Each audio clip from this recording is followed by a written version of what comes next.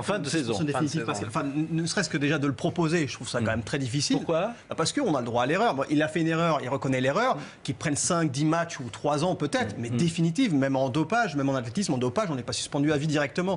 Oui, mais vous n'avez pas réouvert Cayenne pour lui, là, parce que... C'est la saison prochaine. Décision adoptée par la LFP cet après-midi. Cela concerne 4 types de situations. Regardez. La validation d'un but, l'attribution d'un penalty, l'attribution d'un carton rouge direct et la confirmation de l'identité d'un joueur à sanctionner. Alors... C'est important, d'abord c'est de la technologie. Et comme l'a dit Jacques-Henri Hérault hier soir, donc il faut faire appel à la technologie pour aider les arbitres. Donc pour nous, l'arbitrage vidéo, ça adresse un objectif prioritaire, c'est aider les arbitres à être performants et réparer les erreurs quand il y en a. Partager le point de vue de Raymond sur le fait qu'il faut défendre les arbitres. Oui, il faut les... Mais si, non, Pascal, c'est pas des bébés pandas non plus. Il faut défendre les arbitres, ça va. On pense que ça va apporter beaucoup de sérénité aux acteurs du jeu. Le révélateur, c'est intéressant. Le révélateur, on le met pas sur le joueur nantais, on le met sur les joueurs parisiens, le révélateur. Il est sur les joueurs nantais. Ça m'a posé la question hier quand je regardais. J'ai dit, c'est bizarre, ils mettent le révélateur sur les joueurs nantais. C'est sur les joueurs parisiens qu'il faut mettre le révélateur. Et là, tu t'aperçois qu'ils sont hors jeu. Première Ligue, c'est bien là qu'il faudrait de la vidéo. Ça va donner des arguments en moins aux entraîneurs, par contre. Oui, mais alors après, et à Jean-Michel Aulas, par exemple, qui ne pourra plus se plaindre après une défaite de Lyon. Tu peux pas ne pas parler. Les déclarations sont pires que les résultats. Les résultats, ils sont pas bons. Effectivement, dis 3 mots, dis une banalité. Ouais, mais est-ce que c'est le plus important? N'attaque pas. Mais vu qu'il n'y en a pas, là, les mecs gagnent 8-0, on ne parle pas de Emery encore. Mais ça, c'est pas le sujet. Donc je me permets de mettre un petit peu le travail d'un coach. Attendez. Dimanche à 1-0, quand il fait du turnover pourri à mes yeux et défensif, il n'y avait pas de thème Emery non plus. Ok, mes amis. Alors chaque fois que tu veux qu'on mette en avant un coach, tu vas essayer de me contrer pour dire il faut on critique pas quand il faut critiquer. Ah, d'accord. Mes amis. Ça fait c'est un ping-pong. Mes amis. C'est toi qui commences à chaque fois. Écoutez-moi, mes petits, Sébastien et Johan. C'est supportable d'essayer de piquer le mec pour le faire partir d'un bris. Non, mais non. C'est un plaisir en fait, c'est son plaisir. Mais je crois que c'est le tien, visiblement. Ben non, apparemment non, parce que moi, quand tu dis un truc, je parle pas moi.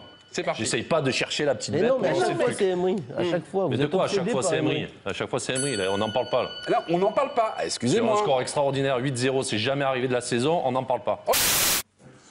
La première des choses, si j'ai un coach, c'est de fixer un cadre, ce que j'ai dit lorsque je suis arrivé ici au TFC. Or, aujourd'hui, le cadre, depuis quelque temps, n'est pas respecté. C'est de la faute du coach. Quand des joueurs arrivent en retard au rassemblement, c'est de la faute du coach. C'est pas que l'entraîneur et les joueurs qui font que le club va être bon et va gagner des titres. C'est l'ensemble du club. Et moi, il y a un mot que j'entendais souvent. Alors, je veux incriminer personne, mais j'entendais le mot 35. 35 heures 35 heures. C'est à Lille, ça. Ouais, mais à un moment donné, quand tu as besoin d'un rapport de match, quand tu as besoin d'un truc important, et qu'on te dit non, c'est la personne qui doit le faire n'est pas là, 35 heures. Mais vous a volé quoi? Alors, une Rolex qui a coûté le prix d'une minute de jeu de Neymar, 7 000 €. Un maillot que Neymar m'a dédicacé la semaine dernière, il y avait marqué « En souvenir du PSG, bonne chance pour la suite ». Et sinon? Sinon, ils m'ont laissé les objets qui n'ont pas de valeur, donc ils ont laissé le maillot que m'avait dédicacé Kurzawa. Et vous espérez retrouver tout ça? Il y a beaucoup de confiance dans la police, autant qu'il y ait de la confiance dans Lucas et Ben Arfa, donc je pense qu'on ne retrouvera rien. Non, c'est sur le management que. C'est sûr, mais en fait, vous écoutez ce que vous sur la voulez. sur la gestion globale. En fait, oui, mais bon. Après, vous écoutez ce que vous voulez, c'est pas grave. Non, mais là, moi, On n'est pas contre toi, Jo. On n'est pas contre toi. Non, là, je parle à Sébastien de sortir le petit truc de Nantes. À quoi ça sert de sortir ça? Mais non, c'est. À quoi ça sert de dire que Emery, on n'en parle pas? À quoi ça sert? Parce qu'on n'en parle pas.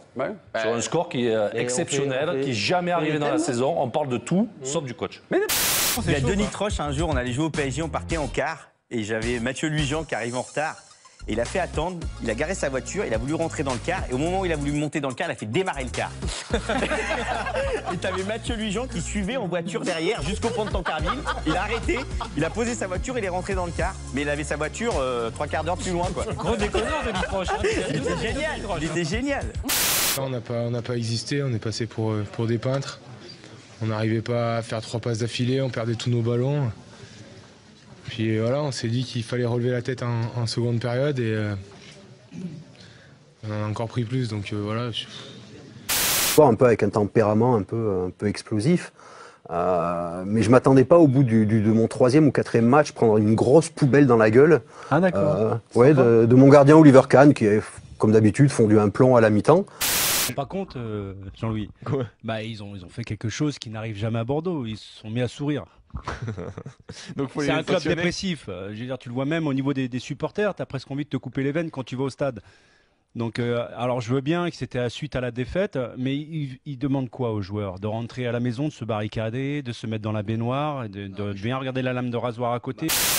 Moi, quand je regarde le foot féminin, qui m'intéresse, qui me plaît, alors, pas toujours, parce que des fois c'est pas bon comme un match de garçons, mais pour moi, je vois pas le même sport que chez les garçons.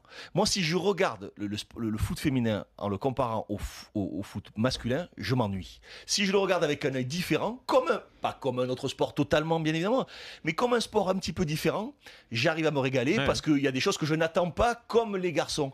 Je me trompe dans cette vision et j'ai l'impression qu'un entraîneur, c'est peut-être aussi la même chose. Tu es entraîneur des garçons, t'arrives, t'attends de ces filles qu'elles fassent ces choses-là. Elles ont des spécificités à elles qui sont très intéressantes. Elles font des trucs avec le ballon remarquables, elles sont courageuses, elles font autant d'efforts que les garçons. Moi, je prends beaucoup de plaisir quand c'est bon, je prends beaucoup de plaisir à le voir.